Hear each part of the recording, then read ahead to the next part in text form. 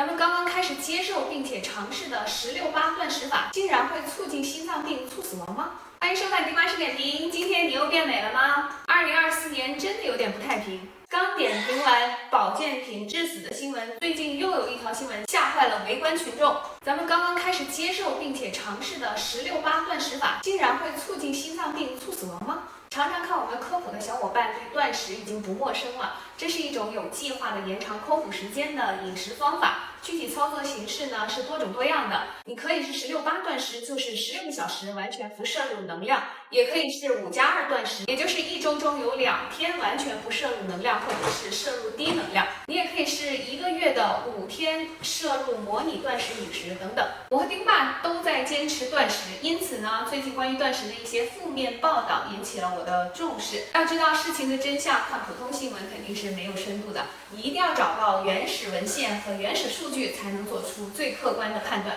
因此，我把媒体报道中主要引用的2篇原始文献找了出来，仔细研读。第一篇研究发表在2023年4月份的《免疫》杂志上。这个杂志的影响因子是不低的，文章水平可见一斑。在这篇研究中，研究人员发现了断食的2个身体隐患。第一个隐患呢是断食可能导致免疫力的降低。研究人员发现，断了早餐的小鼠在断食期间血液中的循环单核细胞的数量比吃早餐的小鼠降低了90%。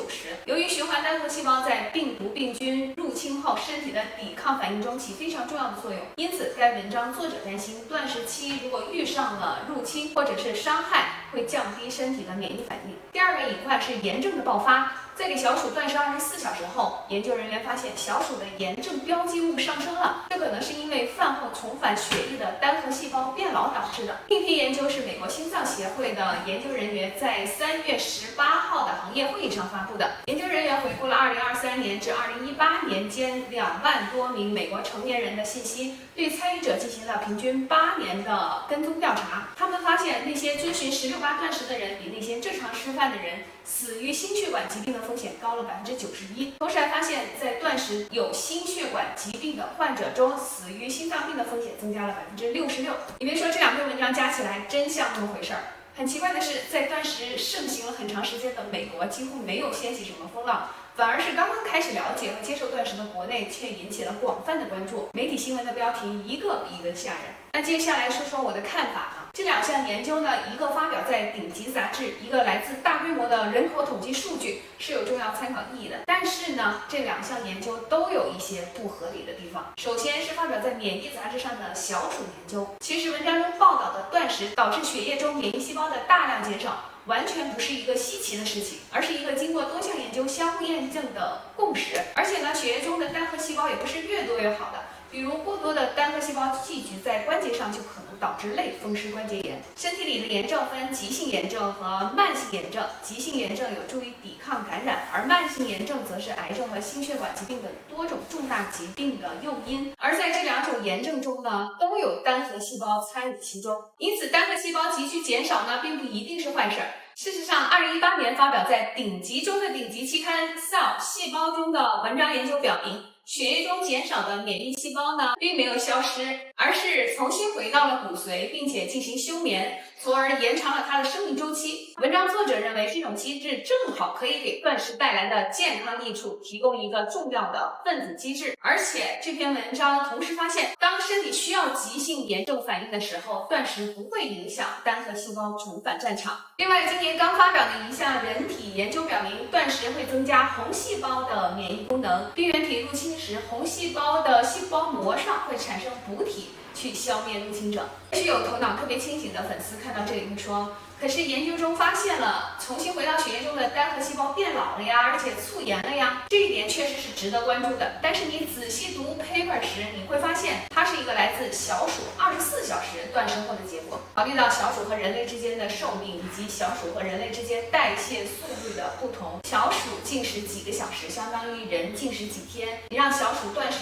1天，那就相当于一个人在1周都没有饭吃。而且呢，早就有人体临床研究发现，过度的断食或者是不正确的进食方式呢，会导致营养不良，而营养不良会对免疫系统造成破坏性的影响。事实上，有大量的人体数据表明，正确的断食方式与人类代谢、自身免疫、炎症疾病的改善相关，甚至可能提高癌症患者的无癌生存率、治疗效果，并减少它的副作用。所以，我们为什么要忽略那么多人体的研究数据，而被一个小鼠的研究吓倒呢？好，能坚持看到这里并且智商180的小伙伴又会灵魂发问：美国心脏学会发表的数据可是涉及2万人的大规模研究哦。那你怎么看呢？首先，我要强调，这篇研究是一个会议报告，它还没有发表在正规的期刊上，就是说，这只是研究结果的展示，还没有经过同行的认可。这就好比，无论你会不会弹钢琴啊，都可以给亲朋演奏。但是呢，如果你没有一定水平，就不能通过钢琴的评级考试。